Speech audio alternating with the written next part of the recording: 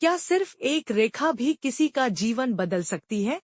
क्या सच में लक्ष्मण रेखा सिर्फ एक कहानी भर है, या इसके पीछे कोई गहरी आध्यात्मिक सीख छुपी है? और सबसे बड़ा सवाल, सीता माता ने आखिर क्यों पार की लक्ष्मण रेखा? क्या होता अगर वो इसे न लांघती? वीडियो में आगे बढ़ने से पहले आपसे अनुरोध है कि कृपया हमारे चैनल को सब्सक्राइब करें। यह कहानी है त्रेतायुग की, जब भगवान श्री राम, माता सीता और लक्ष्मण वनवास के दौरान पंचवटी में निवास कर रहे थे। सब कुछ शांत और सुगम चल रहा है, लेकिन किस्मत को कुछ और ही मंजूर था। माता सीता की नजर एक अद्भुत हिरण पर पड़ी, एक ऐसा हिरण जो सोने का बना हुआ प्रतीत होता था। प्रभु, यह हिरण तो स्वर्ग का जीव लगता है। यह अद्भुत है, मुझे इसे पकड़वा दीजिए। माता सीता ने श्रीराम से आग्रह किया, लेकिन श्रीराम जानते थे कि यह कोई साधारण हिरण नहीं था। यह रावण का कपटी दानव मारीच था, जो छलपूर्वक इस रूप में आया था। लेकिन सीता माता की खुशी के लिए श्रीराम ने उसे पकड़ने का निर्णय लिया।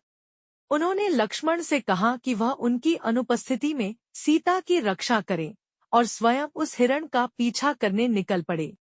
थोड़ी देर बाद जंगल में श्रीराम की आवाज गूंजी, हाँ लक्ष्मण, हाँ सीते। लेकिन यह असली राम की पुकार नहीं थी। यह तो मायावी मारीच की छलपूर्ण योजना थी। माता सीता घबरा गई। उन्होंने लक्ष्मण से कहा, लक्ष्मण, मेरे राम संकट में हैं। तुम तुरंत जाकर उनकी सहायता करो। लक्ष्मण असमंजस में थे। उन्होंने माता सीता को समझाया, माँ, यह छल भी हो सकता है। प्रभु राम को कोई संकट छू भी नहीं सकता। लेकिन माता सीता व्याकुल हो उठीं।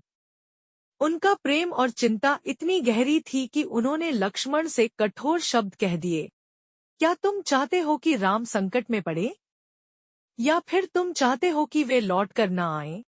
लक्ष्मण को ये शब्द तीर की तरह लगे। उनका हृदय व्यथित हुआ, परंतु जाने से पहले उन्होंने अपनी शक्ति से एक दिव्य रेखा खींची और माता सीता से कहा, माँ, यह लक्ष्मण रेखा आपकी सुरक्षा का कवच है। इसे किसी भी स्थिति में पार मत कीजिए। इसी दौरान रावण एक साधु का वेश धरकर वहां आया। उसने दान मांगने के बहाने सीता को लक्ष्मण रेखा पार करने के लिए मजबूर किया।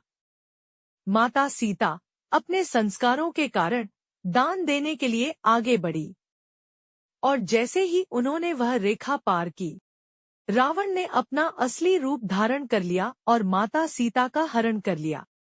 हमें इस कहानी से क्या सीख मिलती है?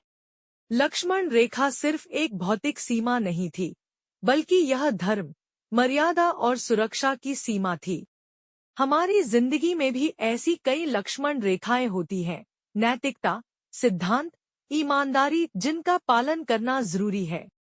पर क्या हम इन सीमाओं का सम्मान करते हैं, या फिर हम भी माता सीता की तरह छलावे में आकर इन्हें पार कर जाते हैं? कहीं ऐसा तो नहीं कि हम भी अपनी जिंदगी में किसी रावण की चाल का शिकार हो रहे हैं? जब तक हम अनुशासन में रहते हैं, हम सुरक्षित रहते हैं।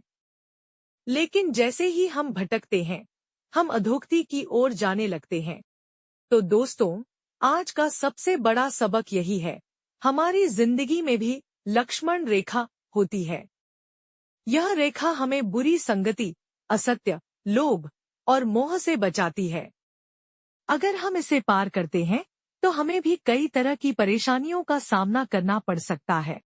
तो अगली बार जब आपको कोई नैतिक या आध्यात्मिक सीमा लांघने का विचार आए, तो एक बार सोचिए, क्या मैं अपनी लक्ष्मण रेखा पार करने जा रहा हूँ? अगर यह कहानी आपको अच्छी लगी हो, तो वीडियो को लाइक करें, अपने विचार हमें कमेंट में बताएं, और इस ज्ञान को अधिक से अधिक लोगों तक पहुंचाने के लिए इसे शेयर करें। हमें सब्सक्राइब करना न भूलें। हर हफ्ते नई धार्मिक और आध्यात्मिक कहानियों के लिए जुड़े रहें। जय श्री राम।